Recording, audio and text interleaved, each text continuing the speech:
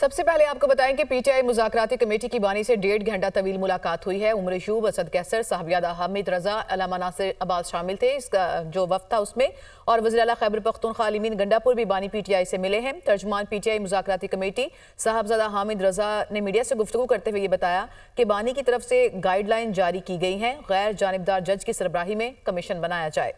حکومتی مذاکراتی committee judicial commission کے حوالے سے ورکنگ کر کے آئے۔ جوڈیشل کمیشن پہلا مطالبہ ہے۔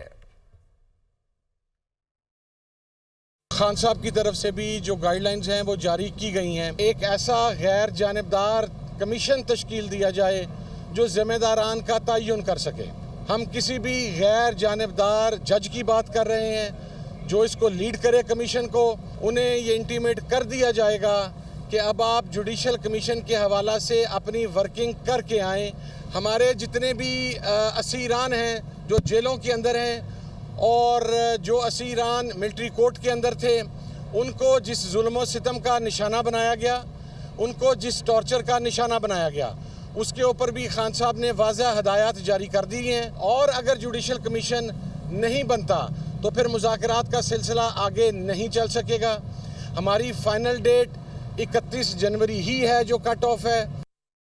وزیر دفاع خواجہ آصف کا سیالکوٹ میں میڈیا سے گفتگو کرتے ہوئے کہنا تھا کہ 190 ملین پاؤنڈ حکومت اور عوام کا پیسہ تھا۔ برطانیہ نے حکومت کو پیسے بھجوائے۔ 190 ملین پاؤنڈ خزانے کے بجائے کاروباری شخصیت کے اکاؤنٹ میں جمع کروائے گئے۔ بانی پی ٹی آئی نے بند لفافے میں کابینہ سے اس کی منظوری لی۔ امید ہے کل حقائق کی بنیاد پر فیصلہ سنایا جائے گا۔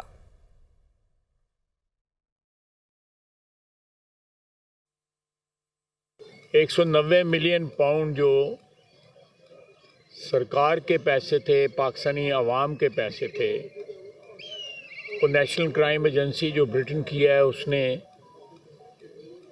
پاکستانی حکومت کو بھجوائے، اور اس شخص نے ایک بند لفافے کی بغیر اس کے کانٹینٹ کو کیبنٹ کو بتائے اس کی اپروول ان سے لی۔ وہاں پہ کتنی کلاسیں ہوتی ہیں، کتنی کلاسیں ڈگریاں دی جاتی ہیں، کیا وہاں پہ ایجوکیشن ملتی ہے، وہ یونیورسٹی ہے یا نہیں ہے، اس کا کیا کریکٹر ہے اس انسٹیٹیوشن کا، وہ میں میڈیا کو کہوں گا کہ خود جا کے وہاں پہ صحابہ میں جا کے انویسٹیگیٹو تھوڑا سا جرنلزم کریں اور جا کے دیکھیں کہ وہاں پہ کیا ہو رہا ہے، وہاں پہ کوئی کتنے لوگ جو ہیں فارغ التحصیل ہوئے ہیں 4 سال کے اندر، کیا تعلیم انہوں نے حاصل کی ہے، کتنے وہاں پہ اسٹوڈنٹس پڑھتے ہیں۔ یہ سارے حقائق ہیں جن کے اوپر عدالت نے کل فیصلہ دینا ہے یا امید کی جاتی ہے کہ فیصلہ آئے گا۔ مرکزی سیکرٹری اطلاعات پی ٹی آئی شیخ وقاص اکرم کا پشاور میں میڈیا سے گفتگو کرتے ہوئے کہنا تھا کہ قادر ٹرسٹ کا فیصلہ کل متوقع ہے۔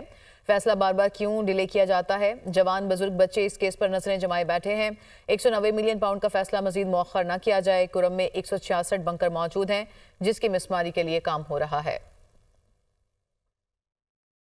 یہ لوگ یہ سمجھتے ہیں کہ اس کیس کو ڈیلے کر کے، اس کے فیصلے کو ڈیلے کر کے عمران خان صاحب کے سر پہ شاید کوئی تلوار جو ہے وہ لٹکائی جا سکتی ہے، شاید ان کو جھکایا جا سکتا ہے، شاید ان سے اپنی کوئی بات منوائی جا سکتی ہے، شاید ان کے کوئی گھٹنے ٹکوائے جا سکتے ہیں۔ تو یہ ان کی خام خیالی ہے۔ اس میں انصاف کیجئے گا۔ ساری قوم کی نظریں جو ہیں، قوم کے ایک ایک بچے کی، نوجوانوں کی، خواتین کی، ہر ایج، ہر واک آف لائف سے تعلق رکھنے والے لوگ جو ہیں وہ نظریں جمائے بیٹھے ہیں کہ کل کیا فیصلہ ہوتا ہے۔ القادر ٹرسٹ کیس جو کہ ایک ٹرسٹ اور ادارے کے حوالے سے ہے، اس کو وہاں پہ صرف 190 ملین پاؤنڈ کا کیس میڈیا میں بتایا جاتا ہے، صرف لوگوں کو مس گائیڈ کرنے کے لیے کہ لوگ یہ سمجھے کہ 190 ملین پاؤنڈز کا کیس ہے، پتہ نہیں یہ کیا کیس ہے اور کتنے پیسے کسی نے کھا لیے اور کتنے پیسے آئے اور کس کے اکاؤنٹ میں چلے گئے اور کس کے بچوں کے پاس چلے گئے۔ سینیٹر فیصل واوڈا یہ کہتے ہیں کہ بانی پی ٹی آئی کو 190 ملین پاؤنڈ کیس میں سزا ضرور ہوگی۔ بیرون ممالک کے دباؤ کا جو پروپیگنڈا کیا جا رہا تھا وہ تھم گیا ہے۔ یہ واضح ہے کہ نہ بیرونی دباؤ ہے نہ ہی بیک ڈور مذاکرات ہو رہے ہیں۔ پی ٹی آئی کی نظریں 20 جنوری پر ہیں مگر انہیں مایوسی کا سامنا کرنا پڑے گا۔ بہت زبردست پروپیگنڈا چل رہا تھا کہ جی بیک ڈور میں مذاکرات ہو رہے ہیں اور بیگم صاحبہ جو ہیں وہ لیڈ کر رہی ہیں اور یہ پی ٹی آئی کے لوگ فیڈ بھی کر رہے تھے۔ اور بیرونی اور اندرونی بڑا پریشر ہے اور اس پریشر کے تحت سارا کچھ جو ہے وہ مینج ہو رہا ہے اور اسی کے تحت 190 ملین پاؤنڈ کی کیسز کے اندر بھی تاخیر ہوتی چلی جا رہی ہے. بڑا پروپیگنڈا زبردست قسم کا چلانے کی کوشش کی. جرم کی سزا ہوتی ہے. آپ کو میں کہتا رہا کہ خان صاحب خدا کا واسطہ ان لوگوں کی ہواریوں کے اوپر نہ جائیں. یہ اندرون خانہ آپ کو جیل میں رکھنا چاہتے ہیں بلکہ جیل سے زیادہ خدا نہ خواستہ آپ کی جان بھی لینا چاہتے ہیں. جو 20 جنوری سے اوپر نظریں ٹکا کے بیٹھی ہوئی ہے پی ٹی آئی,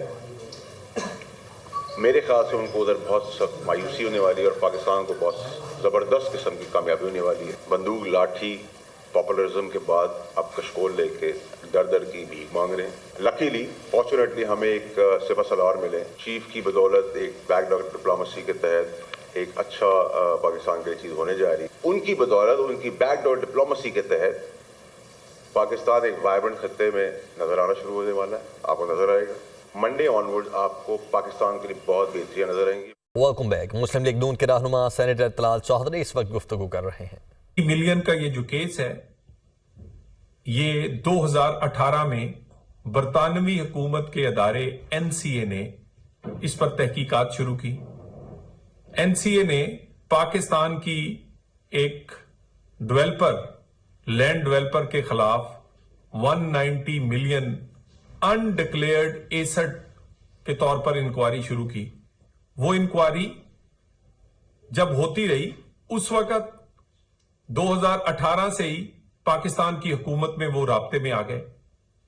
2019 میں یہ تحقیقات مکمل کر لی گئیں اور 6 نومبر 2019 کو پاکستانی حکومت اور برطانوی ادارہ این سی اے میں معاہدہ طے پا گیا اور پاکستان سے حاصل شدہ 190 ملین پاؤنڈز جس کو وہ لینڈ ڈیولپر ثابت نہ کر سکا کہ وہ ڈکلیئرڈ اور جائز پیسے ہیں, وہ پیسے ضبط کر کے انہوں نے پاکستان واپس بھیجنے کا معاہدہ کر لیا.